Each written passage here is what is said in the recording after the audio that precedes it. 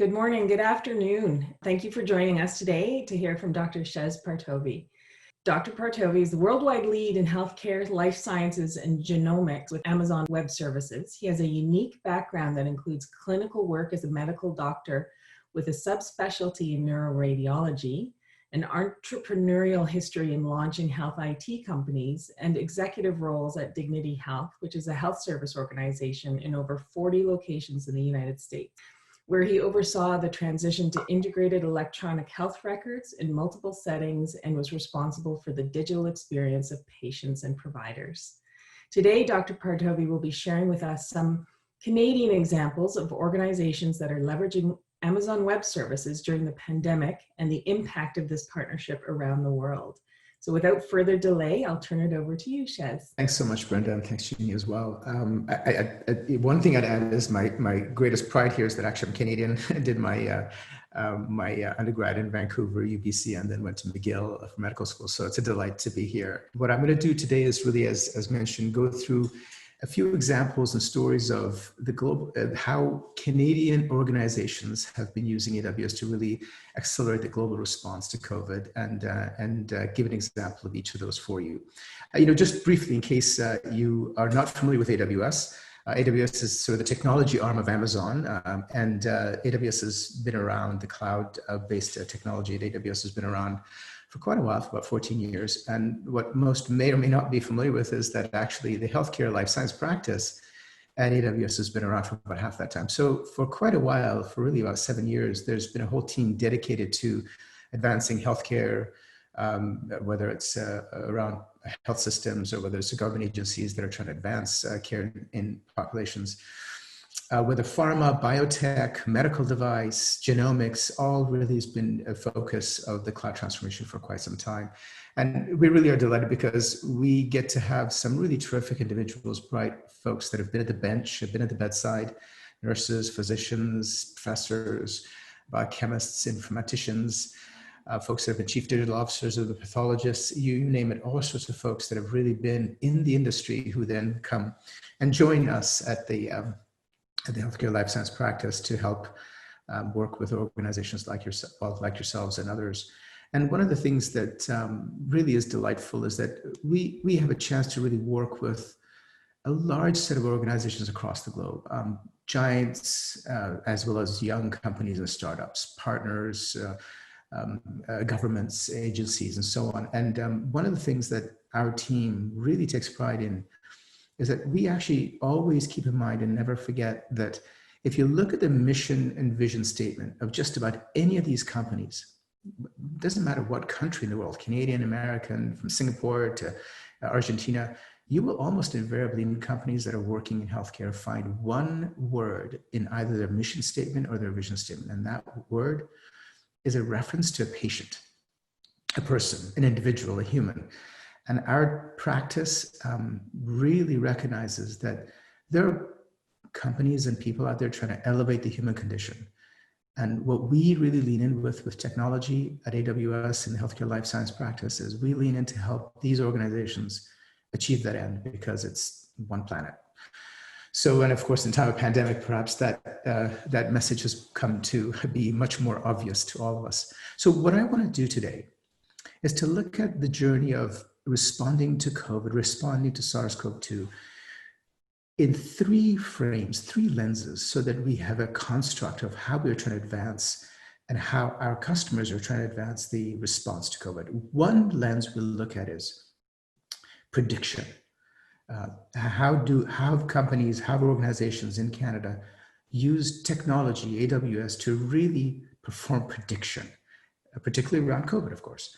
And the second we'll do is we'll switch frames and we'll dive into that patient, member, citizen view and our expectation that as we go through this journey of a pandemic, we still expect there to be a set of personalization of sort of my care, my way. And in fact, the pandemic has added a layer of complexity where movement has been limited. And so there's an additional dimension of distance and so on that we'll talk about, that personalization of the health journey. So we'll switch from prediction to the people. and look at that. And then finally, what we'll do is we'll turn our attention and look at precision therapeutics. Naturally, the ultimate goal here is to have some sort of therapy for this virus. And so let's look together at some of the terrific work that's being done in Canada around precision therapeutics, particularly for COVID. So these are the three frames. We'll travel through the responses in these three perspectives and go from there. Now, starting with prediction. Now, prediction in healthcare. Now, you may sit there and say, what really gives Amazon the sort of the permission to think that they would even have a role here, that it's at predicting health things? Well, just in case you're wondering, Amazon and AWS has a long heritage of predicting things.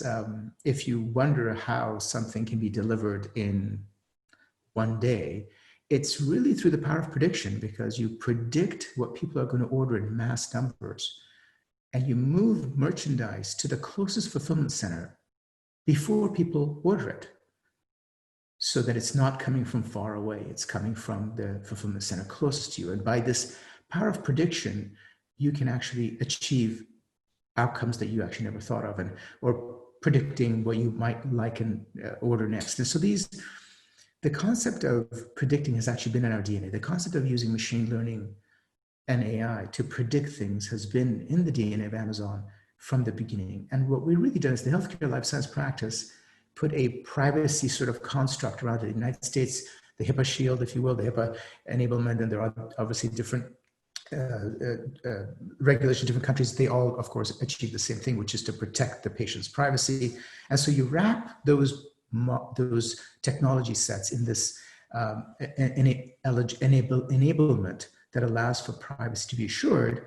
And now you can turn the power of prediction and machine learning to healthcare.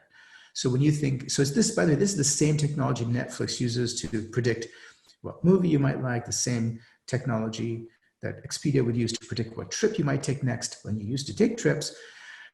And so it's not that there's different sets. We have the same power that we use for Amazon.com for prediction, that would be used by media entertainment, that would be used by healthcare. So now let's look in healthcare and let's look in Canada. Let's start our story in Toronto, where there's a company called Blue Dot. Blue Dot is a fascinating company in that they've been around for a while. They're a young company, but they've been around for a while. And their focus has been to help predict disease outbreak in the world. How would they do that? The way they've been doing that is by, and they realized long ago that waiting for government agencies to publish information around potential outbreaks was maybe effective, but not efficient, and was not timely. And so they turned around and said, what if we simply monitor all the signals across the world? We read all the blogs, all the newsprint, news media, any content that's generated. In fact, they look at 65 languages across the world. They amass all this free text, unstructured text of news and blogs and reports and what have you. They consume all that. And then they use natural language processing powered by AWS to actually go from these unstructured texts to meaning. And they use that as a way of looking ahead to see what's going on in the world. And it was December 31st in the morning that they picked up, based on translating some content, Chinese content, an outbreak that was happening in Wuhan. And they alerted their customers in Canada and other parts of the world in 2019 on December 31st, before any of the, if you go back and look at the media cycles before in January, where it really became much more sort of mainstream, they began to alert their customers that there's something going on in Wuhan, China. So December 31st, the first organization in the world that detected this based on this natural language processing. And they surfaced that, of course, for some human experts. It's not, they have a human expert oversight as well, but all the construct. Now that couldn't be done by you. Now we couldn't possibly on a daily basis. In fact, they scrape the world every 15 minutes, 24/7 for new unstructured information, take those signals, convert them from sort of signals to information and to knowledge. And in fact, they went further. They also are consuming all air traffic patterns, all transportation patterns, trains and all the other things. They're consuming all that, and they have access to de-identified data of the patterns of traveler movement. Not only do they detect that there's something going on in Wuhan December 31st in the morning, but they also created it based on de-identified patterns of movement of airlines and trains, identify the top 10 other cities in the world that are likely to have this outbreak spread to. Number one was Bangkok. And they reported this out on January 8th.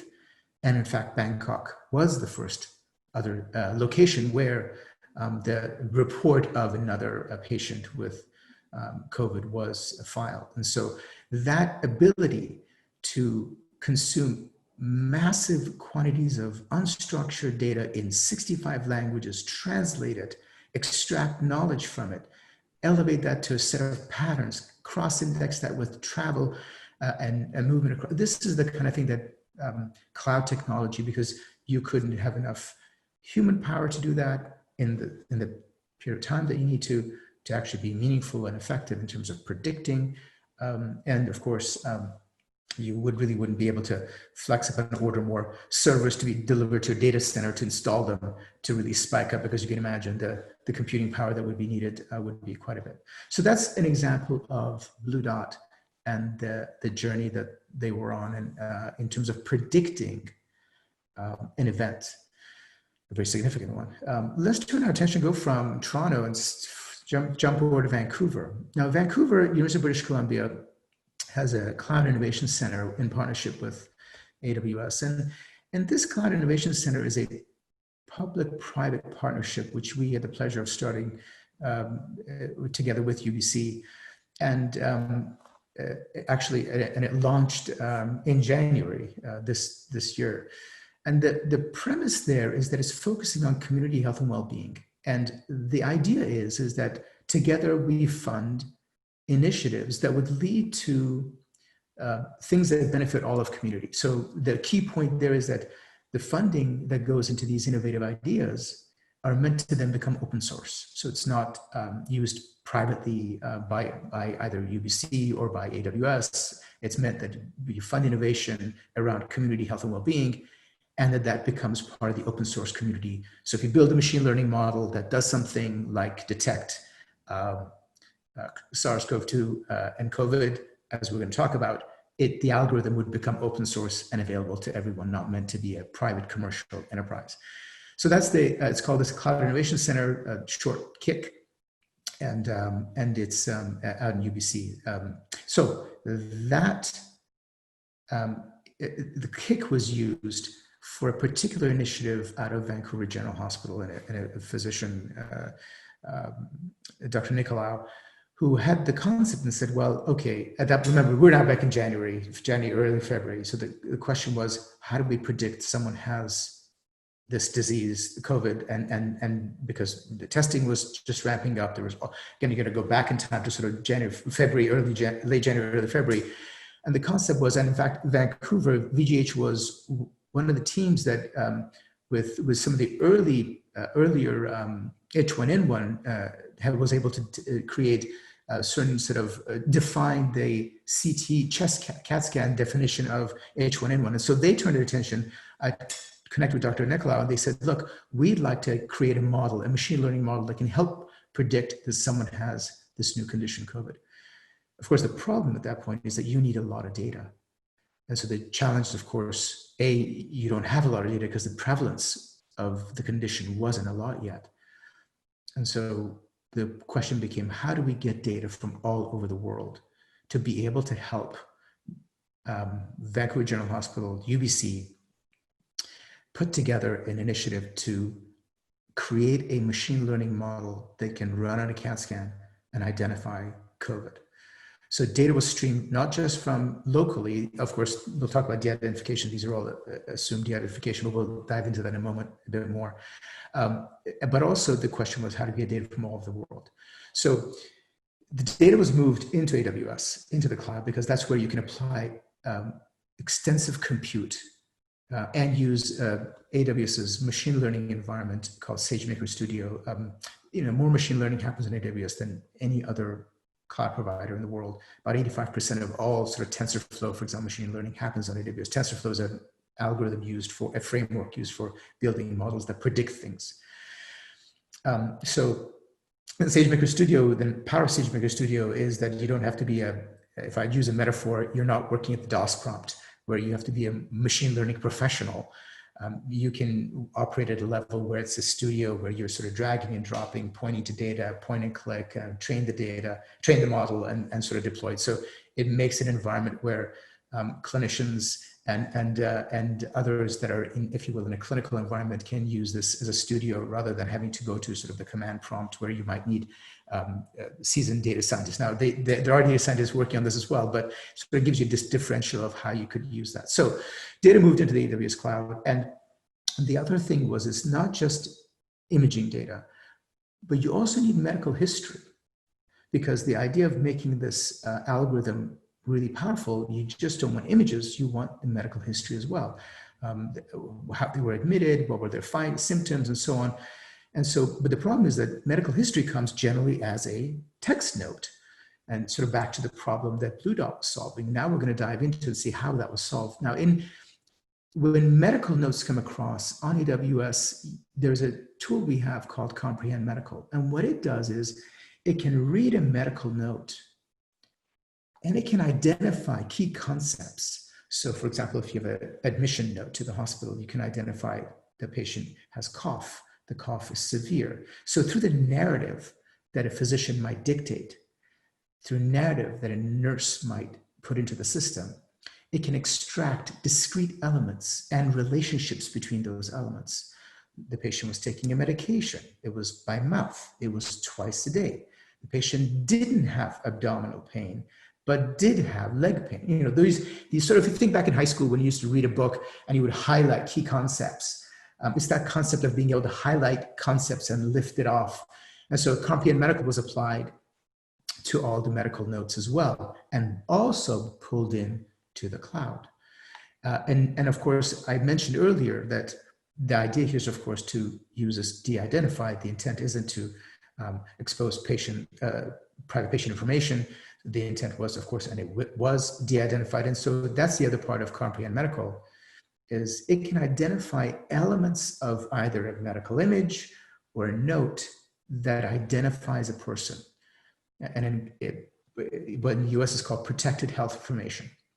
And it can actually extract those. So if I go back to that metaphor, it's as though you were redacting a book. Or a document you were going to release to the public where you want to redact private information. So not only can it identify and highlight information and bring it out and build it into a knowledge graph, but it can identify information that identifies a citizen, a human, and it can redact those out. So now you have what you need, which is data that's imaging data, data that's textual data. You've also ensured patient privacy by extracting that data out. You've put it all into an environment in the cloud where you have massive storage. But remember, I came into earlier and I said, you need a lot of data. You know, in building machine learning models that predict things, there's the 3 V's that everyone talks about. You need volume of data, variety of data, and veracity of data. Veracity being the truth of it. So in this case, we know it was truth because we had expert physicians which were looking at the data. You need volume and variety. So we had a challenge here with the program at UBC VGH because we had 2 of the V's, but we didn't have volume, which lends itself to variety in a way. And that's where we worked with, again, the power of the cloud. We work, and to the credit of VGH and the team there, they reached out to colleagues in China, colleagues in South Korea, colleagues in South America, colleagues in Singapore. AWS's role was to help create those cloud highways that allow those data to move. But the team at UBC VGH were able to connect with their colleagues who were research collaborators, and we helped shepherd the movement of data, of de-identified data, for the purpose of building this machine learning model into the environment that was being used by by the team at UBC VGH for building these models. And so that ability to actually move data across the globe in a cloud is, of course, very efficient. AWS actually has an environment called AWS Data Exchange that allows you to move de-identified data sort of in a publish and subscribe model where I can publish the data and you can subscribe it.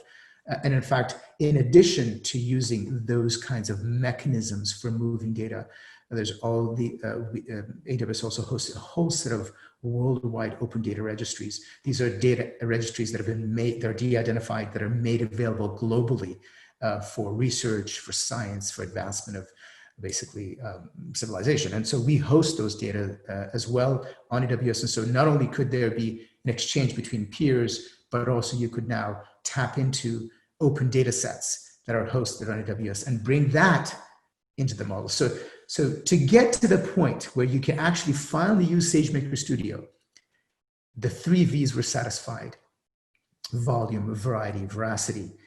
De-identified data that was imaging local to Vancouver, de-identified medical history that was local to Vancouver, and other colleagues across Canada that were participating. And then globally, from multiple sites across the world, data that all moved into a cloud storage space for this initiative. And therein began the work for the team in Vancouver General Hospital to build out a model that predicts on CAT scan that a patient has COVID. That's an open source model. It's been published. And I think they're refining it some more additionally. There's a terrific article in Forbes magazine about that team. If you haven't looked it up, you'll see their story there in Forbes.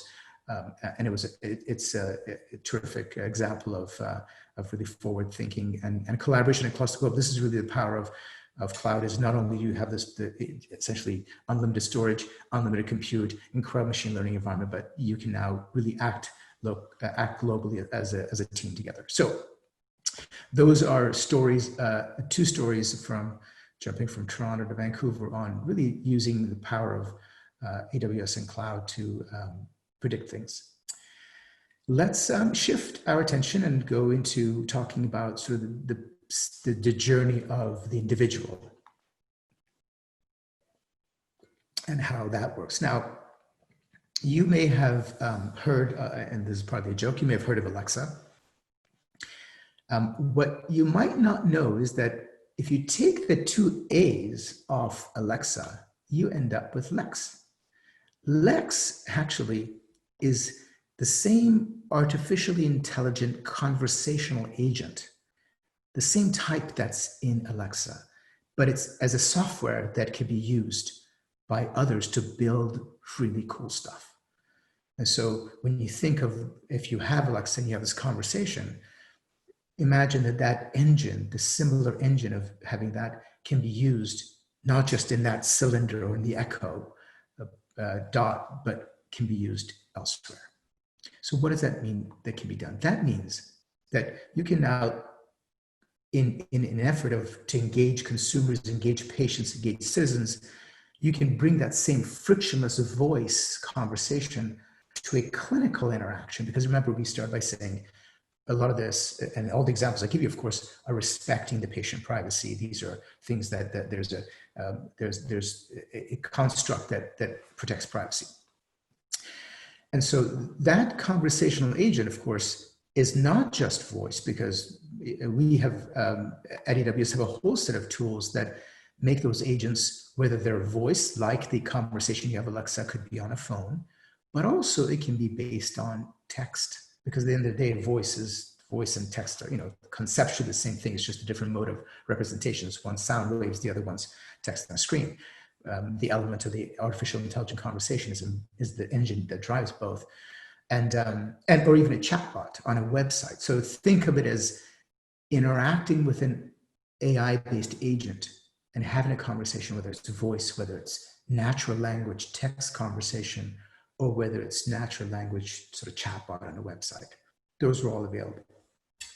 Now let's come to say, what does that do with COVID? And what's the story there? Well, if you think of any health system, any organization, they probably have at any given time a certain number of individuals that would call them for questions. If they're your members, they're your patients, or if they're community that's being served by a hospital or by a clinic, there might be questions and calls that come into the call center. Well, as the incidence of COVID in different cities began to rise, what we saw is, and a lot of health systems saw, and a lot of companies, organizations saw, is an onslaught of inbound calls. People that were worried, they may have had mild symptoms. They're trying to think, they're caught in this quagmire of, I'm being told to stay at home and not go out, and yet I have a headache. Is that a symptom for COVID? I have a cough. I have abdominal pain. And so you had this situation where the call centers of health systems and clinics got a tsunami of inbound calls from individuals that were likely by and large worried well. However, they had legitimate questions and concerns that they needed to have answered. And so what happened is the call wait times began to rise, and a lot of organizations found that they simply couldn't even hire and train people fast enough to get to answer these calls that were coming in. And an example of an organization, a Montreal-based startup, Empago, and what they did is they used that technology that I just shared with you, where you can create a natural language, artificially intelligent agent that can interact through a chatbot on a website, for example. They used that AWS technology to build basically a hotline to relieve Quebec's, the Quebec government hotline. And so about, I think in the first month, they had 300,000 calls that they were screened using this artificially intelligent conversational agent. We saw this literally in many, many places throughout the world. That was the example I gave in Quebec. It's the Montreal startup. We saw it in the United States, the two places that immediately went to this technology, Seattle and New York.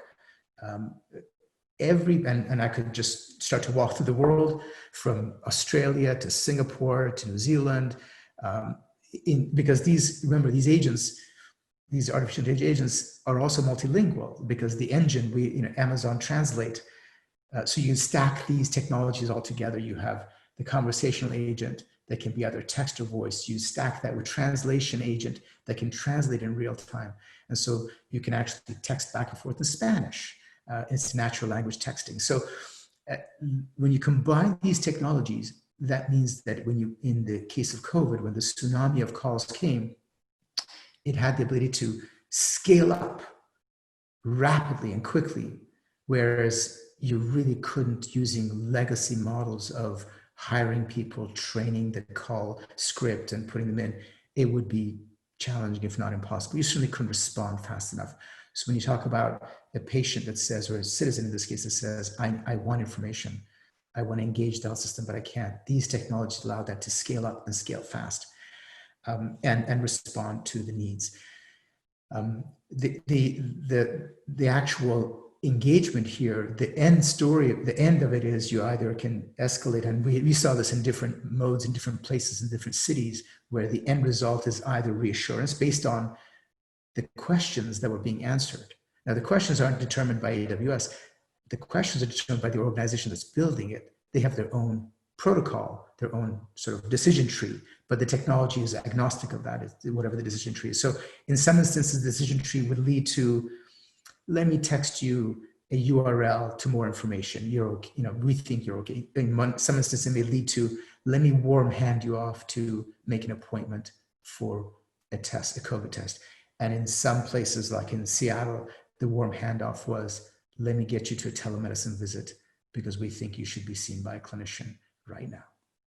And so these were all done and scaled up using these artificial intelligent agents. Now, we talked about telemedicine here for a second. We saw an explosion. You saw and you heard an explosion of telemedicine. It'd be hard not to read the news media and talk and hear about the explosion. And so you may or may not, the Ontario Telemedicine Network is built on AWS as well. And similarly, they saw during the pandemic a 4,000% spike in rise in usage of their Ontario Telemedicine Network. Now, if you think it through, again, any technology you build in the legacy model where you have a bunch of servers in a data center, you probably couldn't spike 4,000% and run out of capacity on the server. That's why websites in the old days would crash, right? It was somebody's server, or they'd ordered a certain box sitting in a data center, and suddenly something happens and everyone hits the website and boom, it crashes. Sort of, you can't get at it. Now, OTN built on AWS, as they spiked 4,000%, because of that flexible cloud compute, it's like water. You need a little water or you need a lot of water. You just turn on the tap. You have pretty good supply. I don't think any of you worry that you're going to run out of water in your tap. But if you just need a little, you have a drip, drip, drip. If you need a lot, you just go full blast on the tap. It's the same water. It's the same mechanism. It's the same plumbing. It's the same tubes. You don't change anything. So that's the same thing exactly when we talk about scaling and a surge. That's what we were talking about when OTN was able to scale up and address that 4,000% increase, because they just simply turned on the tap more compute power came, more storage came. They just kept running their business, delivering the services, excuse me. So that's an example. OTN had a 4,000% increase in usage of their post-COVID. In fact, there are other, I know that beyond OTN in Regina, for example, the startup Domeca, which did the same thing, built for Saskatchewan residents, and that residents could connect to physicians via the app. I know that TELUS, for example, has partnered with Babylon. Babylon Health it's based out of UK, but the partnership was TELUS for BC, Alberta, Ontario, where Babylon Health is the same thing as a conversational agent chatbot that built into it. You can actually have a conversation with an artificial intelligent agent that, again, built on AWS, has a knowledge graph that can answer your questions, reassure you, and if needed, right there in the app, elevate to a video visit and see a physician right there. That's delivered in Canada by TELUS, powered by Babylon, which is built on AWS. Again, they were able to surge without downtime or worry because of the ability of scaling the cloud. So these are some examples of how citizens, individuals in society were, based on the pandemic, needed more rapid access and immediate access, and sometimes just to be reassured, and the power of cloud in which it can allow those organizations that were built on the cloud to just not miss a beat, to just keep going, and to service individuals and answer their questions. So that's an example there. Let's go ahead and now turn our attention to the final section, and we'll talk about digital therapeutics. And then we'll take some questions. So let's zoom in on digital therapeutics, precision therapeutics. We have a different discussion on digital therapeutics. Precision therapeutics. And the story there is terrific. And we're going to jump back into Vancouver, and we're going to go talk about AbCellera. AbCellera is actually a company that's been around for a while, for about 8 years, and they work with the Department of Defense in the United States, and they've been working for quite a while, actually, in the concept of how do you quickly accelerate building medications for sudden outbreaks of disease. So that's actually a sweet spot they were in. And if I remember correctly, when I was talking to AbCellera team, they were actually on a call with NIH in January when they actually sort of got the notice that there's something going on and there's an opportunity. At that point, I don't think it was declared a pandemic yet, but that there's a breakout, and they basically decided as a team to drop everything and focus their efforts on identifying how to address a therapy for this new condition that described and becoming a pandemic. So that's an area they were in, and they switch gears, and their story is terrific. It's a fantastic story of what technology and brilliant minds can do. So what AbCellera does is what they did is they can identify. Their premise is that, look, the best factory for building drugs is actually the human body. We already create antibodies.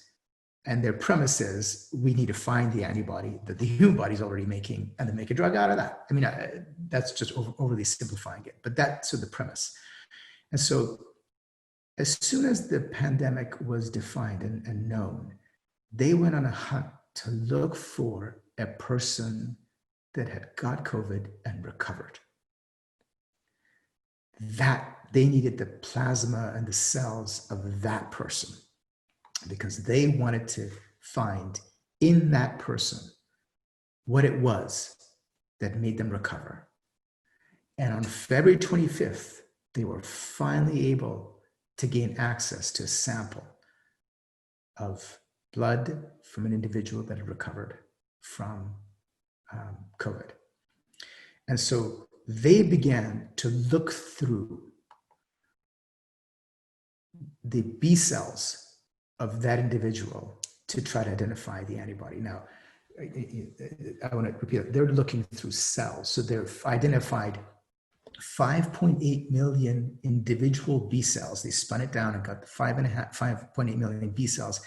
And what they're trying to do at this point is, needle in a haystack is an understatement, is looking through 5.8 million cells to find the antibody that helped that person recover. And they have some fantastic microfluidic techniques. What basically they do is they're able to look at a single cell, they tag those cells, without getting into the science of it, they're labeling the different components of the cell. And what they're doing is they're taking single pictures of a cell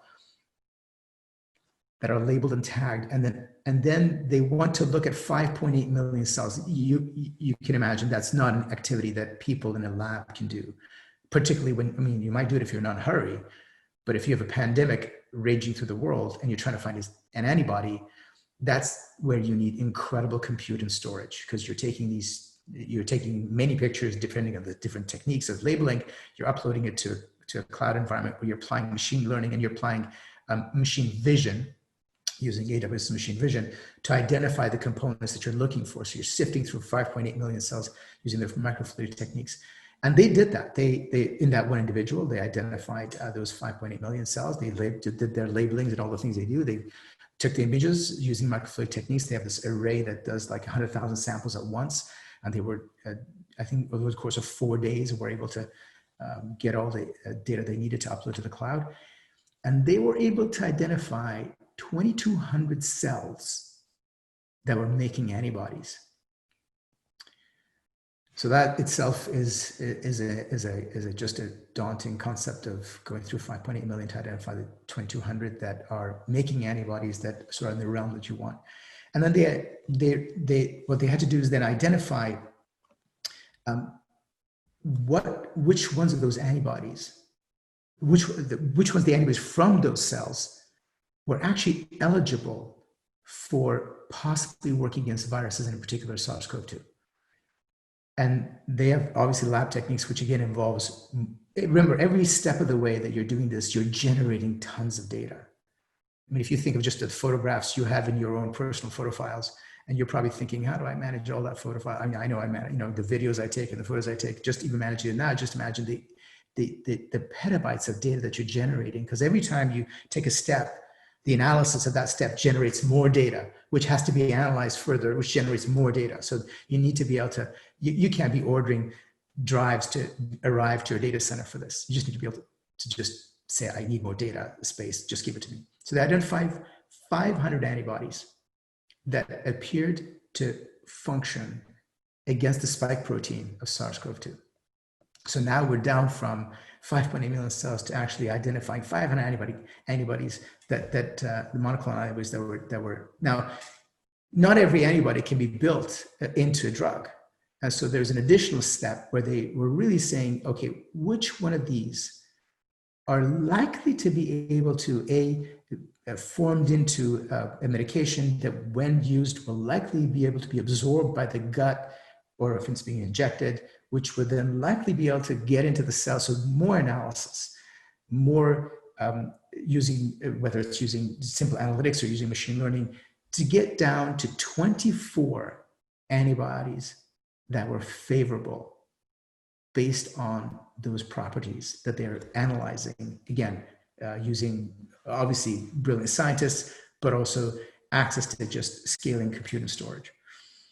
And it was on April 15th, which they finally got it down, and they identified a single antibody, which met all the criteria of hitting the right spike protein and having the construct favorable based on their image analysis, based on their analytics, based on all the things they've done, that likely was a candidate to go and be used for treatment of SARS-CoV-2. And that antibody was then, AbCellera has partnered with Eli Lilly for its production phase.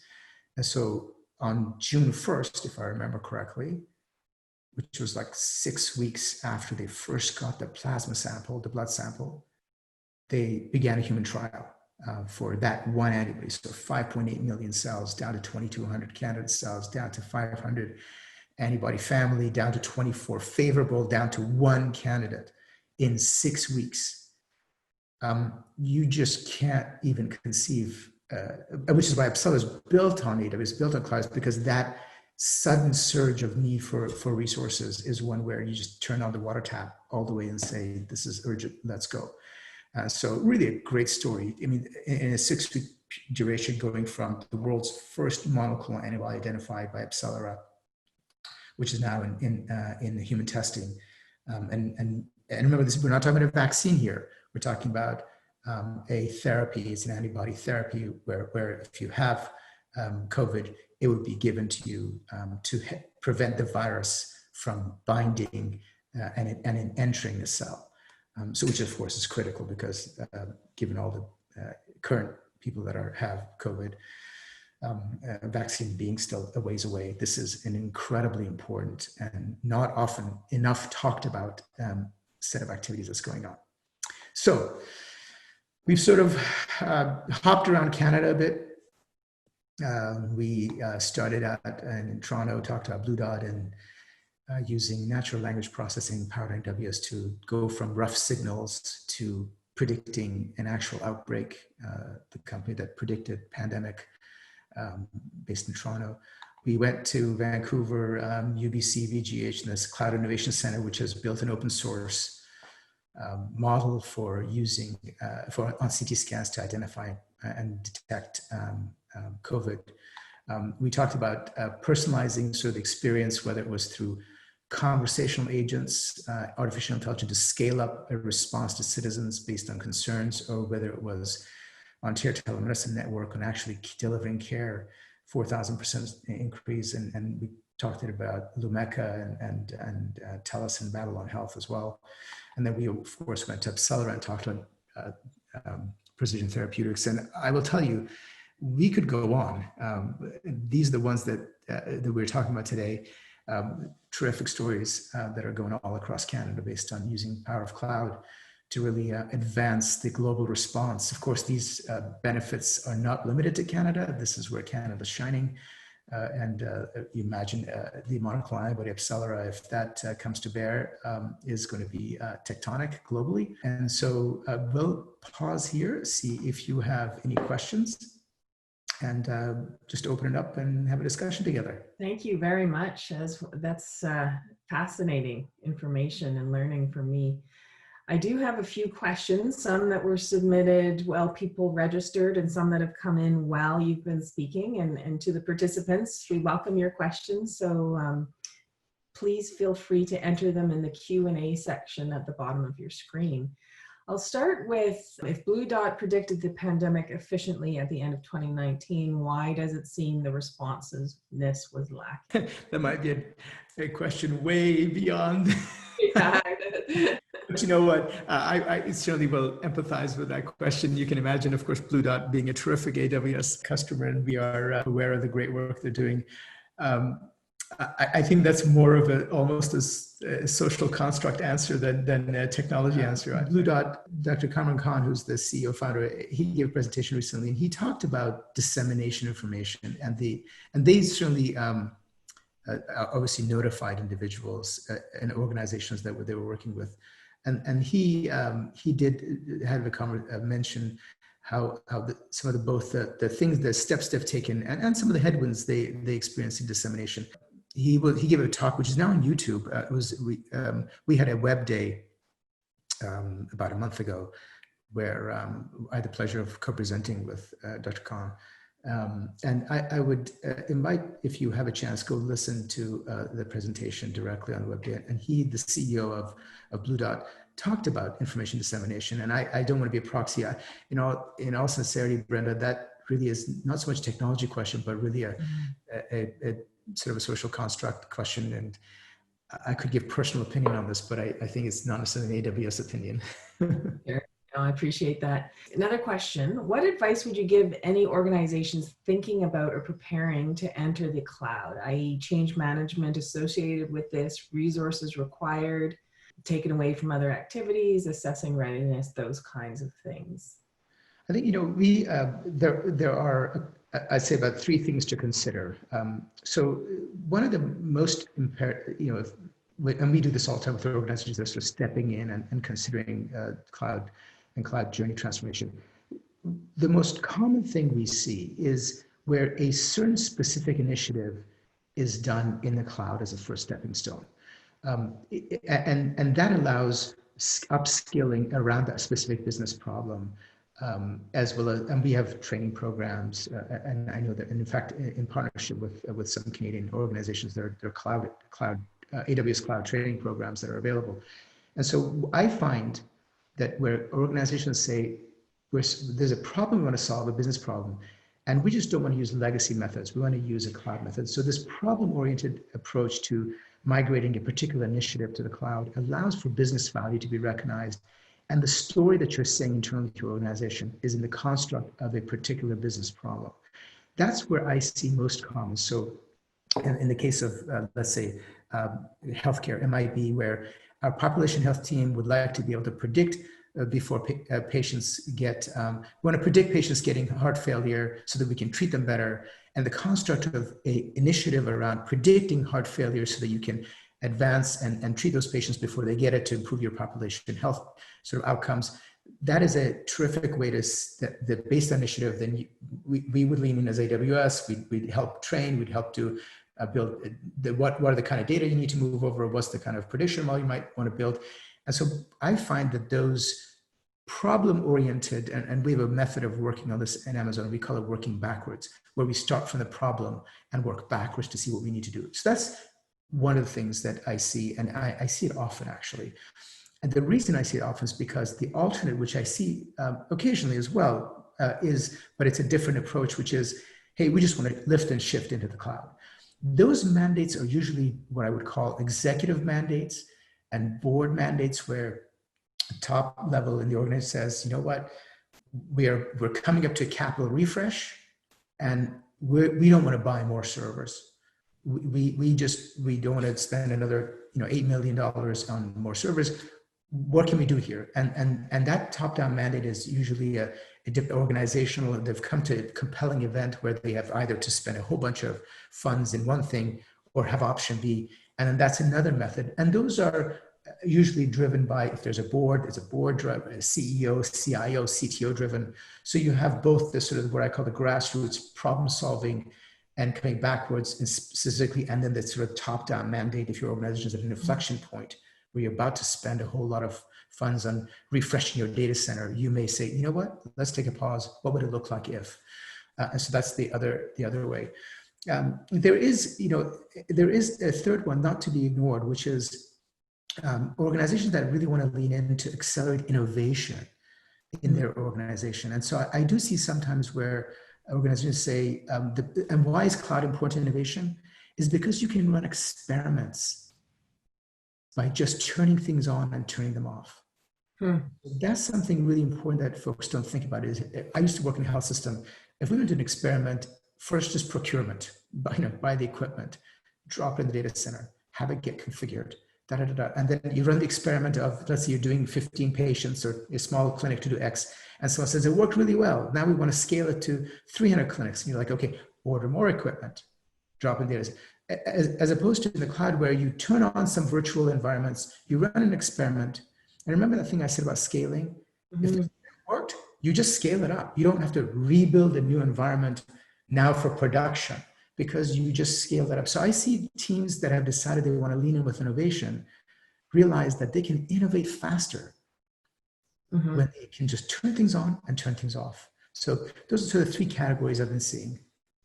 And it seems to me, just as you're speaking, there's some opportunities for supply chain development based on the pandemic and the gaps we've been seeing. There's some innovation. Well, absolutely. In fact, and supply chain, you can think of in two dimensions. There's the physical world supply chain, and there's technology supply chain, I suspect. And if you're referring to technology supply chain, yes. In fact, we have the AWS marketplace. I briefly mentioned the data exchange. There's an environment where you can actually go and all kinds of healthcare and life sciences applications are available for just sort of like buying. If you go to Amazon.com to buy towel racks and towels, you actually go to AWS marketplace to buy software and it's a full procurement process, standard agreements, click through, download, install sort of thing. So you're absolutely right. The whole point, of course, is to accelerate experimentation, and the AWS marketplace is a place where you can go and try software out in the environment that you experimentally spin up. So you want to try out predicting readmission to hospitals. You spin up an environment, and TIPCO is on the AWS marketplace. They have a model for predicting if a patient's going to get readmitted upon discharge. And you can go to TIPCO, download their model into the tiny environment you sped up, put some test data into it, and test it out. You don't like it, tear everything down. There's two-part questions. Can you provide examples of Canadian healthcare organizations that are using AWS? And does AWS keep my data in Canada? Let's talk about the data. Start with the data example, because it's so important. And I actually been remiss of not mentioning that during the whole discussion on data moving to the cloud. I'm glad you asked the question, because that was my oversight to not mention. There are a couple of really important things. Yes, data stays, of course, within Canada. We have regions in Canada, so data stays within the bounds of Canada. So that's sort of checkbox one. Very important. And there's even one more important piece, which is AWS, very different than other organizations, in that we actually never open a customer's data. It's some other organization might, but AWS is, in our DNA, is that the data belongs to the customer. They have the encryption keys, they own the keys, and we encourage them to obviously use those keys. And we actually don't have any knowledge of what's in the data. We can't open the payload. We don't know if it's patient information in there or if it's pictures of cats in there. We have no concept. We don't open the payload. And so our premise is the data belongs to the customer.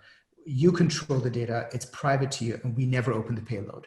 And so I know that some other organizations might use the data for other things, but AWS's prime security is job one, privacy is assured because you have the keys. We never open the payload. So yes, data is in Canada, data is yours. AWS doesn't look at the data. Amazon doesn't look at the data.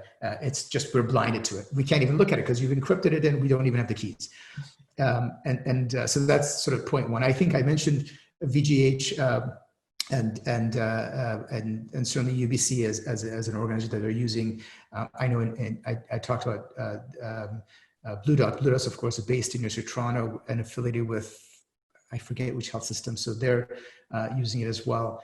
I'm trying to think. I don't have it off to my head. I may have to see if, I know Larry's on as well. He might know where there are other ones as well. I probably have to get that data back to see what other particular health systems are using in Canada beyond the ones I mentioned. Okay, thank you. Let me just, sorry, I'm just going over here. Are there blockchain initiatives underway at AWS? I think, so you can imagine the answer is yes. We have, AWS has two blockchain sort of models that are, if you have a chance to go on our site, you'll see there's sort of the classic blockchain and the central ledger blockchain. So there are, and of course, we don't always get a permission to disclose the customers that are doing it or what they're doing, because of course it's under NDA, but there are blockchain initiatives. And what I will do share with you is that categorically, there are the blockchain initiatives that we see that are gaining a lot of momentum are actually in the administrative side of medicine, by the way, I'm talking medicine here. We can talk about blockchain in agriculture and other things. So let me just at least permit me to just limit it to healthcare for a moment. People have talked about blockchain as a sort of the chain of custody of medical records. But if you think of in the care delivery and the administration of care, we're actually seeing a lot more movement in blockchain in the administration of care rather than the delivery of care. And I actually think that's probably wise. It allows us as a society to sort of become more experienced in how to embed blockchain into healthcare. So what I mean by administration of care, for example, medical licensure. Have you ever wondered, right now do you know for sure someone's a physician? Do you know their credentials for sure? Where have they gone to school?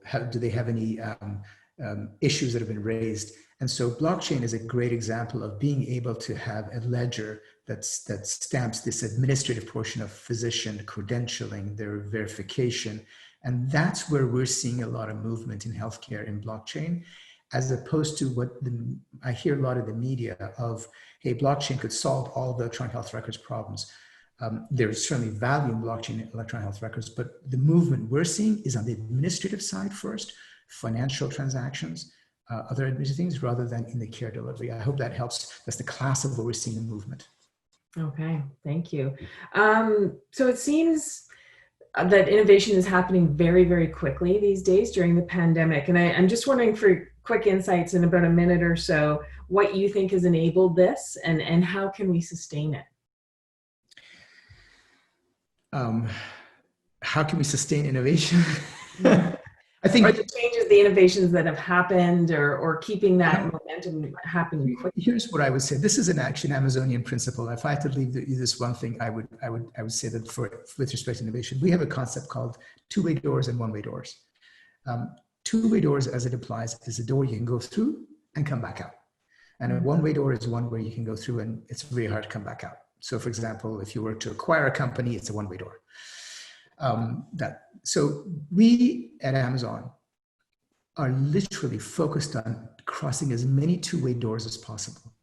And we look at situations and see if it's a two-way door. We only want to be 70% sure that it's going to work.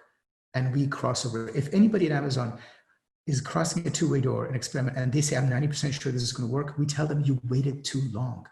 You should cross that door only when you're 70% sure there's value in it. So what I see a lot is people hesitant on two-way doors, things you can walk through and walk back out. Remember what I said earlier, when in the cloud world, you can just do a little and try things out. So the way to foster innovation, to accelerate innovation, is to look at a problem. And we do this all the time. You may look at a problem and say, that looks like a one-way door. We'll break it down to a series of two-way doors. We do this every single day at Amazon. Someone comes with an idea. It looks like a one-way door. We ask ourselves, are there two-way doors on the path to that one-way door that we could try?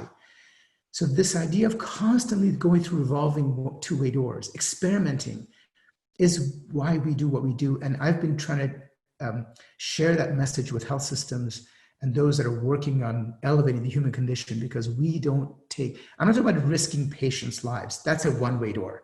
But there are two-way doors ahead of that.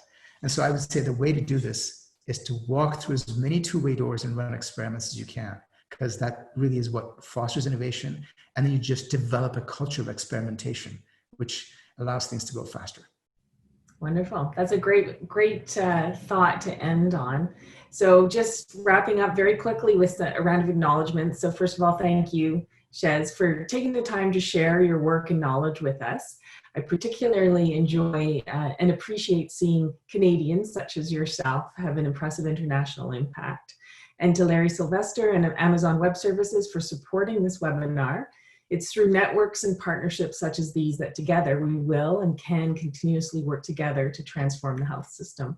And thank you to the participants for taking time out of your days to be with us and for your commitment to lifelong learning. It's leaders like yourself that commit to personal development and growth that will be the difference in our health system. And to my colleagues at the college, the team that pulls together these webinars, for your professionalism and attention to detail, thank you so much. So have a terrific day, everyone, and please stay safe. Bye-bye. Bye-bye. Thank you.